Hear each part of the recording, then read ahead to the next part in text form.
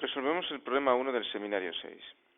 Se mezcla 1 kilo de agua a 30 grados con 2 kilos de agua a 90 grados en un calorímetro de capacidad calorífica despreciable a presión constante de una atmósfera. Me proporciona el dato de la capacidad calorífica por unidad de masa, no por unidad de mol, ¿de acuerdo? Para el agua. Y me indica que determine la variación de la entropía del sistema. Bien. Atendiendo que es un proceso de presión constante, ¿de acuerdo? La variación de la energía interna será la variación que experimenta, pongámosle el agua fría, más la variación de la entropía que experimenta el agua caliente que está a 90 grados, ¿de acuerdo? De esa misma forma, aparte, si es un proceso a presión constante, tendremos que la variación de entropía se puede obtener como mc sub p por el logaritmo neperiano de la temperatura final con respecto a la temperatura inicial, ¿vale? Fórmula desarrollada en teoría, ¿de acuerdo? Por lo tanto, tenemos la masa de cada una de las masas de agua, tanto de fría como de caliente, tenemos el calor específico, C sub P. Lo único que hace falta, y tenemos la temperatura inicial, pero lo único que hace falta es conocer la temperatura final, tanto para el agua fría, tanto para el agua caliente, que es la que se obtiene en la mezcla en el calorímetro, ¿de acuerdo? ¿Cómo se calcula esa temperatura final? Bien, atendiendo a una mezcla en un calorímetro de calor despreciable, es decir, el calorímetro, el calor que se va a perder por él es cero, tendremos que todo el calor que se desprende, ¿vale?, del agua caliente se va al agua fría, es decir, se intercambian entre los dos, ¿de acuerdo?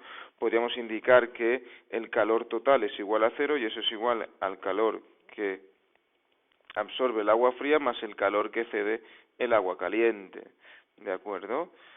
De esta forma el calor del agua fría será igual a menos el calor del agua caliente, entendido como calor ganado cedido, ¿vale? ¿Cómo calculo cada uno de los calores? Pues que el calor del agua fría será mc sub p por temperatura final menos temperatura inicial del agua fría, ¿vale? De la misma forma, el calor que desprende el agua caliente será la masa de 2 kilos, que es distinta por el mismo calor específico a presión constante, por la temperatura final, no la distingo porque serán iguales, menos la temperatura inicial del caliente, que también es conocida, ¿de acuerdo? De esta forma, Q frío es igual a menos Q caliente, menos Q caliente se podría expresar como M' por C sub P por temperatura inicial de caliente menos temperatura final. Hemos invertido, ya que la temperatura final estará por debajo de la temperatura caliente. El signo menos, hemos cambiado el signo en la desigualdad de aquí.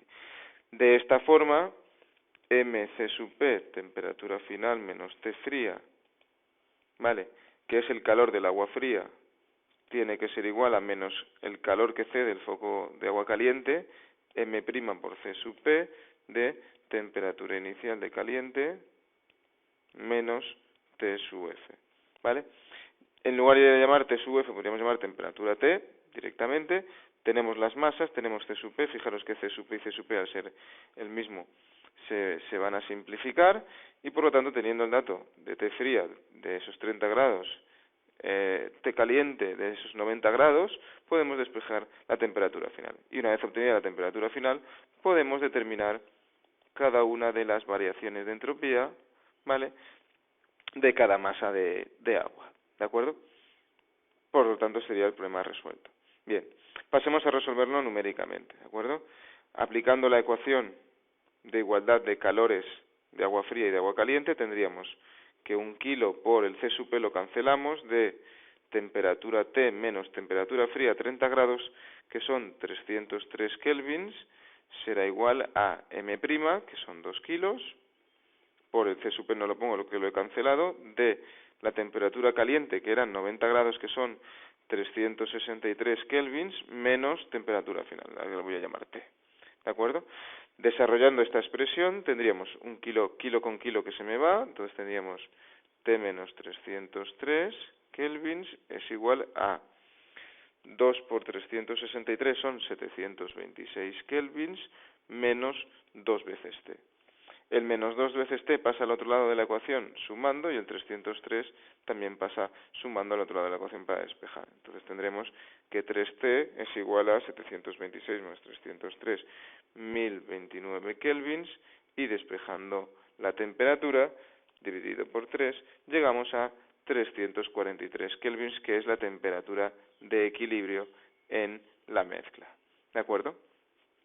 Una vez obtenida esta temperatura, la variación de la entropía del agua fría será m por c sub p por el logaritmo neperiano de temperatura final, que es 343, partido temperatura inicial del agua fría.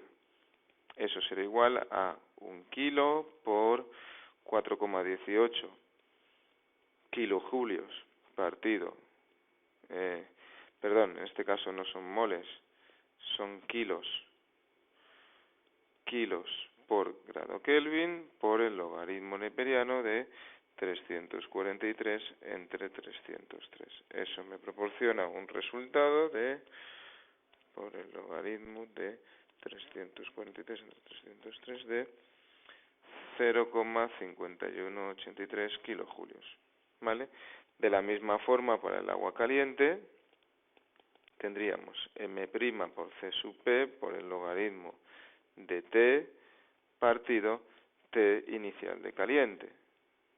¿Vale? Eso es igual a 2 kilos por 4,18 kilojulios kilo por Kelvin por el logaritmo de 343 partido 363, proporcionando un resultado de, por logaritmo, 343 entre 363 menos 0,4738 kilojulios. Si sumamos ambas entropías, llegamos al resultado de 0,5183 menos lo anterior, 0,044, si queremos algún decimal más con todos los decimales, kilojulios por Kelvin. Lo que sería más apropiado expresar en kilojulios, 44,5, ¿vale?